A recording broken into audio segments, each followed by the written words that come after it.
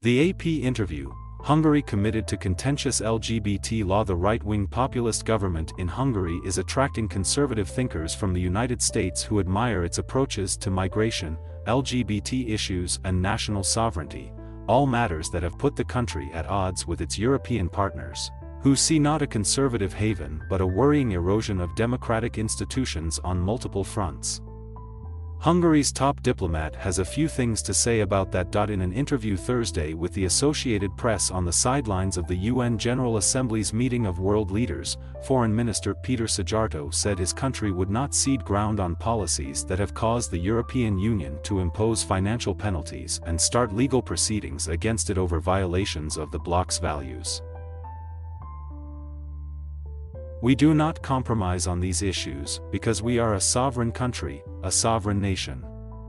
And no one, not even the European Commission, should blackmail us regarding these policies, Szijjártó said, topping the list of contentious government policies, a controversial Hungarian law that the EU says violates the fundamental rights of LGBT people. That led the EU's Executive Commission to delay billions in economic recovery funds earmarked for Hungary, a move Szijjártó called a purely political decision and blackmail. The law, he says, is meant to protect children from pedophiles and homosexual propaganda.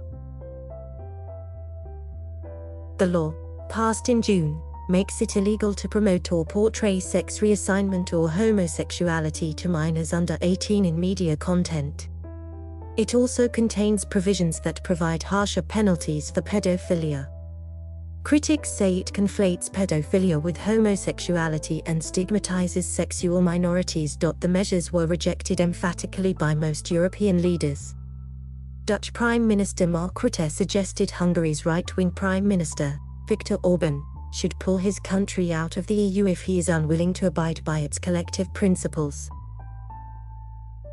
The conflict is only the latest in a protracted fight with the bloc over what it sees as a sustained assault on democratic standards in Hungary, alleged corruption, a consolidation of the media and increasing political control over state institutions and the judiciary. Last year, the EU adopted a regulation that links the payment of funds to its member states' compliance with rule of law standards, a measure fiercely opposed by Hungary's government, which argued it was a means to punish countries that break with the liberal consensus of Western Europe's countries. The EU's concerns over Hungary straying from democratic values have gone unheard by several prominent American conservatives who have recently visited the country and extolled Orbán's hardline policies on immigration and flouting of the EU's rules. On Thursday, Hungary hosted former US Vice President Mike Pence at a conference in Budapest dedicated to family values and demography, both issues that form a central pillar of Hungary's conservative policy. One approach says that we should foster migratory flows toward Europe. This is an approach which we don't like, Szijjártó said. In addition to firm opposition to immigration, Hungary's government emphasizes traditional family values and resistance to the widening acceptance of sexual minorities in Western countries. It also portrays itself as a beacon of Christian democracy and a bulwark against migration from Muslim-majority countries, positions on which it finds common cause with the former vice president. We know that Vice President Pence is very committed to this issue, with a strong Christian background, so that is the reason we invited him, Szijjártó said. Despite Hungary's position on immigration, it did evacuate more than 400 Afghan citizens who had assisted Hungarian forces in Afghanistan after that country's government fell to the militant Taliban last month.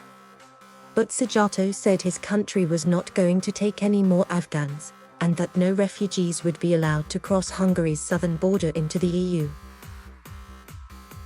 Pence's visit to Hungary was only the latest in a series of anti-immigration right-wing Americans visiting Hungary, which its government increasingly portrays as a bastion of conservative values. Tucker Carlson, the most popular host on the right-wing Fox News channel, spent a week broadcasting from Budapest in August. While there, he heaped praise on Orbán's approach to immigration, family values and national sovereignty. Carlson also made a visit by helicopter to tour a fortified fence along the country's southern border. On Wednesday, The Hungarian state news agency reported that Budapest would host next year's Conservative Political Action Conference or CPAC, an annual gathering of primarily US conservative activists and politicians. Hungary's government, Szijjártó said, is happy when American commentators come to Hungary. We are happy because when they come, they will see the reality. United States press or media outlets usually characterize us as a dictatorship, as a place where it's bad to stay, and they write all kinds of fake news about Hungary, he said. But when these commentators come over, they can be confronted with the reality. But while some of Hungary's admirers see it as a beacon, the EU's financial pressure, designed to change Budapest's behavior, represents increasing pushback from the other side of the political spectrum.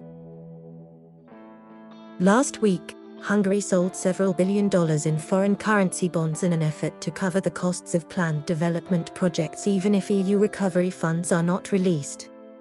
This, along with economic growth, means Hungary's budget is in pretty good shape, Szijjártó said, allowing for flexibility with the country's central budget without the need for EU funds. Hungarian people should not be afraid of any kind of loss suffered because of this political decision by the European Commission, Szijjártó said. With national elections next spring expected to be the biggest challenge to Orbán's power since he was elected in 2010, Hungary's government is ramping up on divisive issues like migration, LGBT rights and the COVID-19 pandemic that can mobilize its conservative voting base. On Thursday night, in his speech before world leaders at the United Nations, Szijjártó drew parallels between migration and the pandemic, saying the two together formed a vicious circle in which the health and economic impacts of the virus's spread would lead more people to hit the road. The more people that are involved in the migratory flows, the more accelerated the virus will spread, he told the UN Assembly.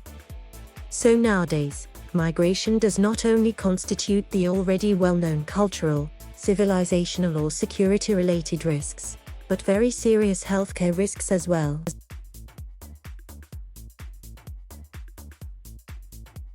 Thank you for watching. Please subscribe